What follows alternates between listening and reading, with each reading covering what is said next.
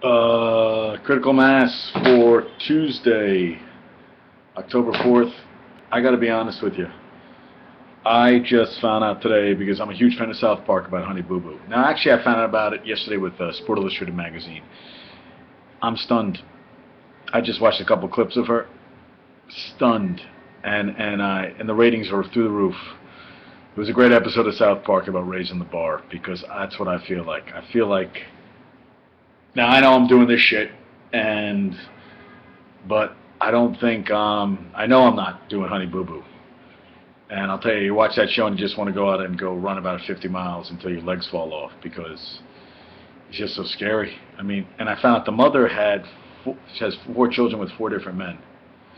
And they have to do, what's the word? They have to do subtitles for this family, because I can understand what they're saying, but they have the subtitles, which makes it even more demeaning that family down in rural Georgia has to have subtitles to understand what they're saying.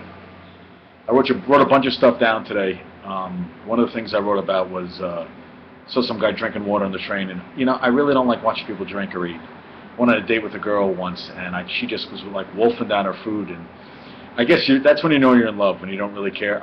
I did care. I just was watching her eat, and she was shoving food down her mouth, and it was like she couldn't get enough food in her mouth, and I was like horrified.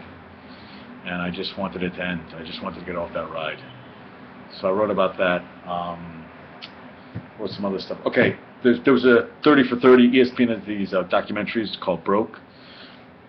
Just made me more depressed, because I've gotten myself in credit card debt. Let's just say it's more money than I should have in credit card debt, and I'm working on ways to get rid of it. So there was a guy, offensive lineman Leon Searcy from Miami, from the U. And he talked about how he got a $60,000 severance from the Dolphins at the end. He's been playing for 10 years. So he's got nothing. I don't think he has any savings at this point. And he got $60K, maybe, and then after that, I don't know. He said, well, it came out to like 50-something thousand. He said, or whatever. He gave $6,000 to his ex-wife, for child support or whatever, and saw the new Hummer just came out, and he worked out a deal with the guy there that he could pay $50,000 cash for a new Hummer, which probably got taken away from him the minute he drove it up the lot, because he had to pay car insurance and all that stuff. And now he's working as a sales rep for a computer software company, I think. And it was just all these guys completely broke. Keith McCants, the guy I remembered. Now Bernie Kosar, sounded almost like he was happier not having the money, because the money just brought all pain and suffering to him. But then there was another guy, played 17 years, and 17 years, been retired 3 years, and came in to meet a financial advisor and talk about his portfolio. So he walks in, and the guy doesn't have anything with him. He goes, well, what's your portfolio with? He's like, I don't have anything. The wife started crying. 17 years playing, and there's a lot of guys who have made, like Tyson, $400 million. They said he made. It was all gone. Iverson, $200 million with endorsements and salary. They said that's all gone. Antoine Davis, I remember Antoine Walker made like $110 million endorsements and playing. It's all gone.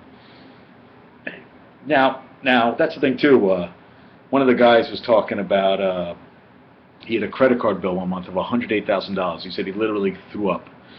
And he went through and saw what he spent it on. He can't remember now. I have all this credit card debt, and the only thing I have to show for it is this computer, which I'm doing these things on, which I could have bought right off the bat and not done any of the other crap. But the rest of it, what the hell was I doing?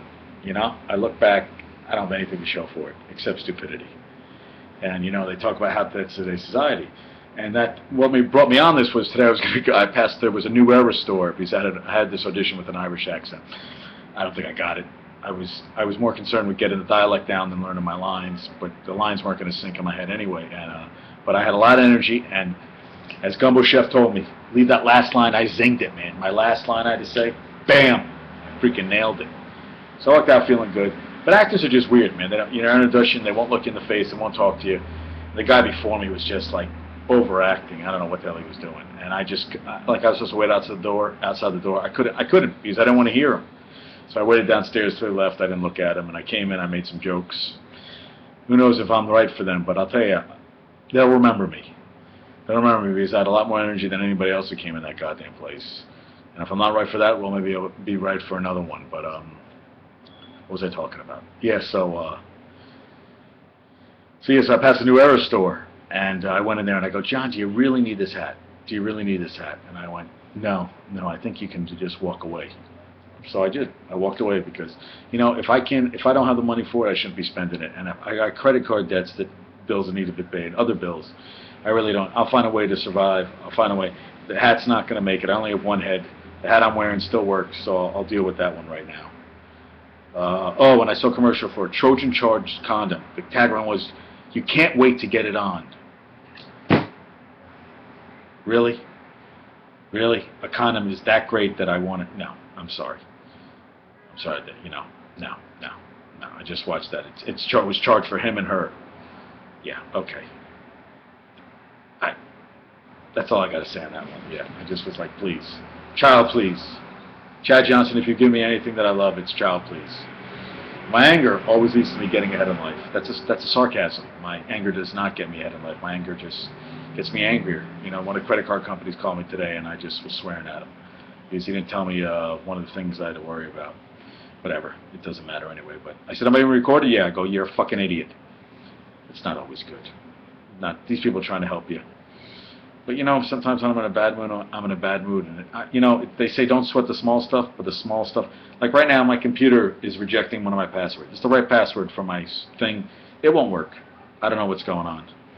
So I think I'm gonna shut off the computer and restart it and see if that fixes it. But if not, who the fuck knows? So yeah, talk about that too. What else did I want to talk about today? Debate last night, didn't watch. They say Obama didn't win. Somebody want to tell me what happened? Okay.